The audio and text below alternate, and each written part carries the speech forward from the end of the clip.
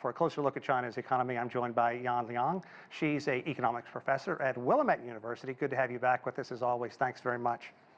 Thank you, Sean. Let's jump right into this and start with the SCO Forum. And your key takeaways from this forum and the meetings there, and of course, so much focus on regional activities.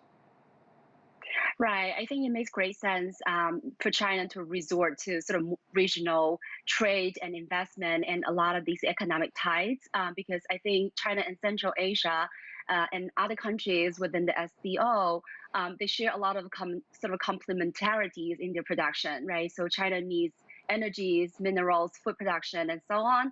And these other countries would also benefit from China's exports of, industrial products. And I think it's also very important as these countries occupy very strategic locations to connect, Asia and Europe. So I think this is a great, win-win cooperation between China and the SCO countries.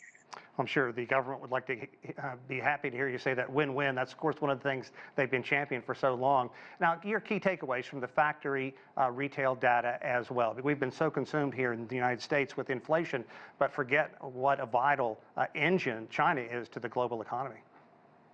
Right. I think the August numbers are very positive. I think, despite the fact that, August has been a very difficult month for China, we had historical heat waves, drought, and power crunch. But yet, as you just reported, the industrial production has gone up by 4.2%. The retail sales has gone up by 5.8%. Investment has been growing.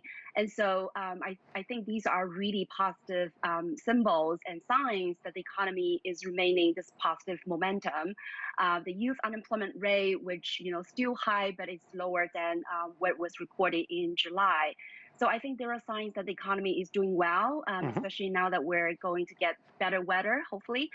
So I think all these would mean that the rest of the year, I think things would turn out better.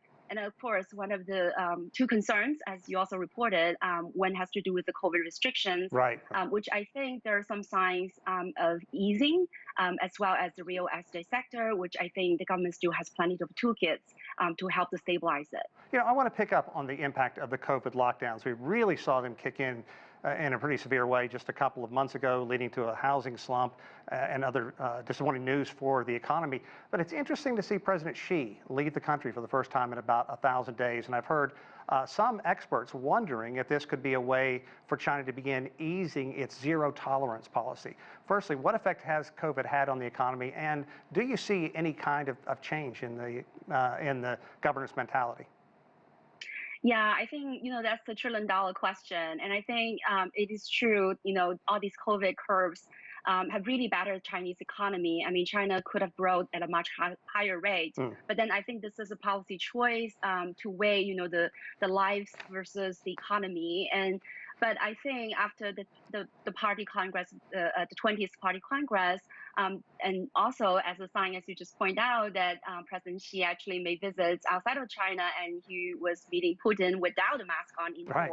So I think there are signs that, maybe there are more easing on the way, but I think it's going to be a staged, progressive process. I think, they were still trying to roll out more medications and try to boost vaccination rates. And so I think there will be some kind of easing, hopefully. I think, again, as the government officials show more confidence in dealing with the pandemic, and also, as they learn more lessons from the rest of the world, I believe, there will be more calculations and, calibrations. Let's talk about what the government is doing to support growth, because I remember reporting on the lockdowns just a few months ago, and all these measures were being kicked in for small businesses, tax breaks, things of that nature. Are we seeing those being implemented now, and what effect are they having? Yeah, absolutely. I think, back in May, there were 33 measures that are being put forward. And then by the end of August, there was also another stimulus package in the tune of $146 billion that are rolling out to the economy.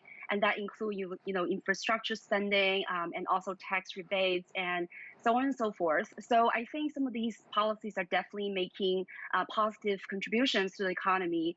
For example, you mentioned about auto sales that have grown by 33%, which contributed to retail sales and also industrial production. And I think that to a great extent, thanks to the government's policy, the tax rebates and benefits of buying new vehicles. So, and also infrastructure investment has been going up this year. So I think all these are signs that some of these policies are really, being very effective. That said, I think for the real estate market, the central government could definitely do more to prop up the local governments and help them in order to help the real estate markets, especially to deliver those unfinished pre-sold housing units.